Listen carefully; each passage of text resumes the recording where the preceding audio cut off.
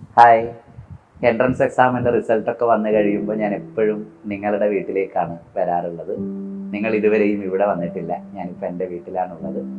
ഇവിടെ നിന്ന് നമ്മളുടെ ഹോസ്റ്റലുകളിലേക്ക് ഇറങ്ങാൻ തുടങ്ങുമ്പോഴാണ് നിങ്ങളോടൊക്കെ ഒന്ന് മിണ്ടിപ്പറഞ്ഞിറങ്ങാം എന്ന് വിചാരിച്ചത്.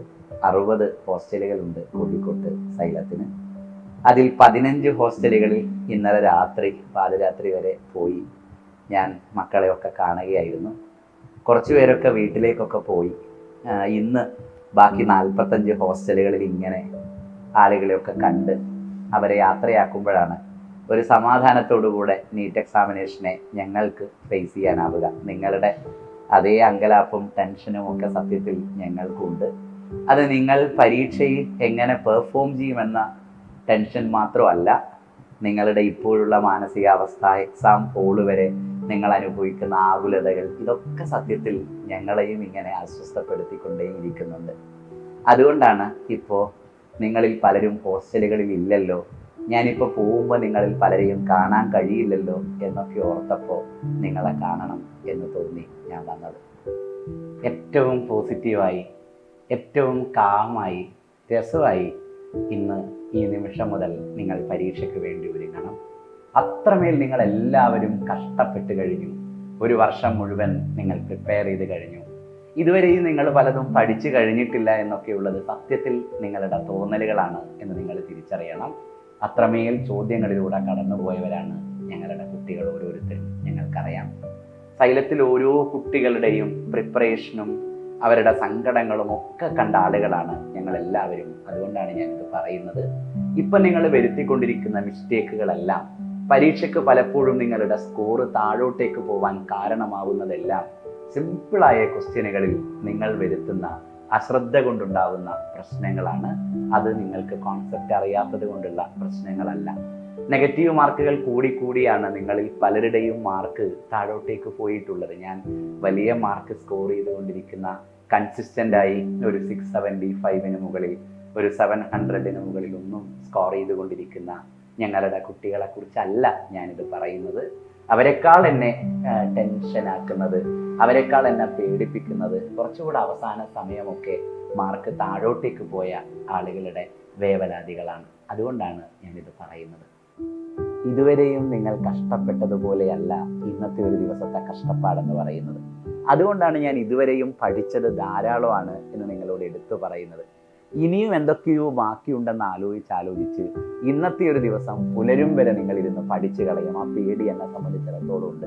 പലപ്പോഴും എൻട്രൻസ് എക്സാമിൻ്റെ തലേ ദിവസം രാത്രിയൊക്കെ ഉറങ്ങാതെ ഇരുന്ന് പിറ്റേന്ന് യാത്ര ചെയ്ത് എക്സാമിനേഷൻ ഹാളിലേക്ക് എത്തുമ്പോഴേക്കും അതുവരെയും നിങ്ങൾ ശരീരത്തെ പീഡിപ്പിച്ചത് മുഴുവനും ചിലപ്പോൾ എക്സാമിനേഷൻ ഹാളിൽ നിന്ന് പുറത്തേക്ക് വരും. നീറ്റ് എക്സാമിനേഷൻ ഹാളിൻ്റെ സ്വഭാവത്തെക്കുറിച്ച് ഏതാണ്ടൊരു ധാരണയൊക്കെ നിങ്ങൾക്കുണ്ടാവും. ഡ്രസ് കോഡിനെ കുറിച്ചൊക്കെ വീഡിയോകൾ നിങ്ങളിലേക്ക് സൈലം തരുന്ന സമയത്ത് ആ ആകുലതകളാണ് അത്തരം വീഡിയോകളുടെ രൂപത്തിൽ നിങ്ങളിലേക്ക് തരുന്നത്. കാരണം നിങ്ങൾ പ്രതീക്ഷിക്കാത്ത ക്യാരക്ടറുള്ള ആളുകളായിരിക്കാം ഒരുപക്ഷെ അവിടെ എക്സാമിനറായും നിങ്ങൾ എക്സാമിനേഷൻ ഹാളിലേക്ക് എൻ്റർ ചെയ്യുന്ന സമയം മുതൽ പരിശോധകരായും ഒക്കെ നിങ്ങളുടെ മുമ്പിൽ ഉണ്ടാവുക.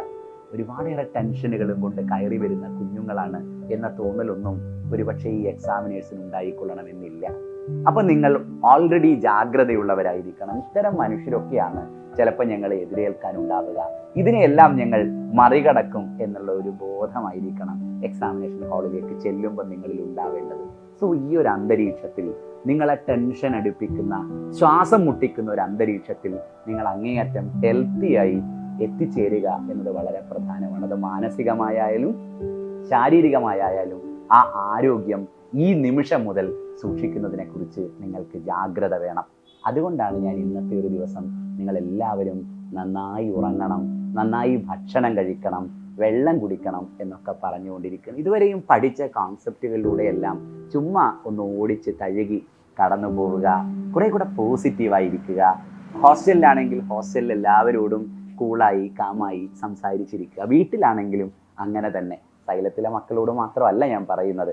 സൈലത്തിലെ മക്കളാണ് എൻ്റെ മനസ്സ് മുഴുവനുമെങ്കിലും എൻട്രൻസ് എക്സാമിനേഷൻ എഴുതുന്ന എല്ലാ കുട്ടികളുടെയും ആകുലത എനിക്കറിയാം. അതുകൊണ്ട് ഞാൻ വീണ്ടും പറയുകയാണ്, ഈ ദിവസം ഒരു കാരണവശാലും നിങ്ങൾ നിങ്ങളുടെ ശരീരത്തെയോ മനസ്സിനെയോ പീഡിപ്പിക്കരുത്. അങ്ങേയറ്റം പോസിറ്റീവായി ഇതുവരെ പഠിച്ചത് മതി, ഇനിയൊന്ന് ഓടിച്ചൊക്കെ നോക്കി ഞാൻ കൂളായി എക്സാമിനേഷൻ ഹാളിലെത്തും. എൻ്റെ ലെവൽ ബെസ്റ്റ്, എൻ്റെ മാക്സിമം ഞാൻ അവിടെ നിന്ന് പുറത്തെടുക്കും എന്ന് ഈ നിമിഷം മുതൽ നിങ്ങൾ പറഞ്ഞു തുടങ്ങണം. ഞങ്ങൾക്ക് ഏതായാലും ഇന്നത്തെ ഒരു രാത്രി ഉറക്കമില്ലാത്ത രാത്രിയാണ്. ഞങ്ങൾക്ക് ഇന്ന് ഉറക്കം കിട്ടാത്ത രാത്രിയാണ് സത്യത്തിൽ. സോ നിങ്ങൾക്ക് വേണ്ടി ഞങ്ങളെല്ലാവരും ഉണർന്നിരുന്നു കൊള്ളാം. നിങ്ങൾ അതുകൊണ്ട് നേരത്തെ ഉറങ്ങണം. നാളെ രാവിലെ നേരത്തെ നിങ്ങൾക്ക് എക്സാമിനേഷൻ ഹാളിലേക്ക് പോകാനുള്ളതാണ്. പതിവ് ശീലമൊന്നും വെച്ച് പരീക്ഷാ ഹാളിലേക്ക് പോകരുത്. റിപ്പോർട്ടിംഗ് ടൈം ഇത്രയാണ്, അങ്ങനെയാണെങ്കിൽ അതിനൊരു 2 മിനിറ്റ് മുമ്പേ ഞാൻ അവിടേക്ക് കുതിച്ചെത്തിക്കളയാം എന്നൊന്നും വിചാരിച്ച് പോകരുത്. നേരത്തെ എക്സാമിനേഷൻ ഹാളിൽ എത്തണം. രാവിലെ ഭക്ഷണമൊക്കെ കഴിച്ചായിരിക്കണം വീട്ടിൽ നിന്ന് ഇറങ്ങേണ്ടത്. പാരൻസും അതെ, ഞങ്ങളുടെ അതേ മാനസികാവസ്ഥയിലായിരിക്കും നിങ്ങളെന്ന് എനിക്കറിയാം. ഇനിയും പഠിച്ചു കഴിഞ്ഞില്ലേ എന്നും നാളെ വല്ലതും നടക്കൂ എന്നൊന്നും ദയവായി കുട്ടികളോട് ചോദിക്കരുത്. നാളെ വല്ലതും നടക്കണം എന്ന് വിചാരിച്ച് നിങ്ങളെക്കാൾ 1000 മടങ്ങ് അത് വിചാരിച്ചാണ് നമ്മളുടെ മക്കളെല്ലാവരും ഉള്ളത്. അതുകൊണ്ട് നിങ്ങൾ ഇന്നോളം കൊടുത്തതിലെ ഏറ്റവും വലിയ ആത്മാർത്ഥമായ സ്നേഹവും കരുതലും ഒക്കെ കൊടുത്തിട്ട് വേണം അവരെ യാത്രയാക്കാൻ. ഞാനിപ്പോൾ ഇറങ്ങുന്നത് ഞങ്ങളുടെ ഹോസ്റ്റലിലേക്കാണ്. ഞാൻ ഓൾറെഡി അത് പറഞ്ഞു. ഞാൻ ഹോസ്റ്റലിലേക്ക് ഇറങ്ങുന്നത് പോലും അവിടെ നിങ്ങളില്ല, അവിടെ അവരുടെ പാരൻസ് ഇല്ല. അച്ഛനും അമ്മയും ഏട്ടനും അനിയത്തിയും ചേച്ചിയും ഒക്കെ അവിടെ ഞങ്ങളാണ് എന്ന് ഞങ്ങൾക്ക് അറിയാവുന്നത് കൊണ്ടാണ് സൈലത്തിൻ്റെ ഹോസ്റ്റലിൽ ഇപ്പോഴും ബാക്കിയുള്ള എല്ലാ കുട്ടികളെയും കണ്ട് ഞങ്ങൾ കൂടെയുണ്ട് എന്ന് പറഞ്ഞ് അവരെ പരീക്ഷാ ഹാളിലേക്ക് അയക്കണം എന്ന് ഞാൻ തീരുമാനിച്ചത്. 60 ഹോസ്റ്റലുകൾ കയറി 60 ഹോസ്റ്റലിലെയും കുഞ്ഞുങ്ങളോട് സംസാരിക്കുക എന്നത് എത്രമാത്രം ശ്രമകരമാണ് എന്ന് ഒരു വീട്ടിലിരിക്കുന്ന പാരൻസിനെ സംബന്ധിച്ചിടത്തോളം ആലോചിച്ചാൽ അറിയാം. പക്ഷേ ആ 60 ഹോസ്റ്റലുകളിലും എൻ്റെ മക്കളുണ്ട് എന്ന തോന്നലാണ് എന്നെ അങ്ങോട്ട് നടത്തുന്നത്. നിങ്ങളുടെ വീട്ടിൽ നിങ്ങളുടെ മക്കളുണ്ട്, അവരും ഇതേ മാനസികാവസ്ഥയോടുകൂടെ. എനിക്കത് പറയുമ്പോൾ പോലും വലിയ സങ്കടമുണ്ട്. കാരണം നിങ്ങൾക്കാർക്കും മനസ്സിലാവാത്തവരുടെ മാനസികാവസ്ഥ കണ്ടവരാണ് ഞങ്ങളെല്ലാവരും. അത്രമേൽ ടെൻസ്ഡായി. ഒരുപക്ഷെ ഒരു കോമ്പറ്റേറ്റീവ് എക്സാമിനേഷന് തൊട്ട് മുമ്പുള്ള ഒരു കുട്ടിയുടെ മാനസികാവസ്ഥ മറ്റൊരാൾക്കും ഉണ്ടാവില്ല.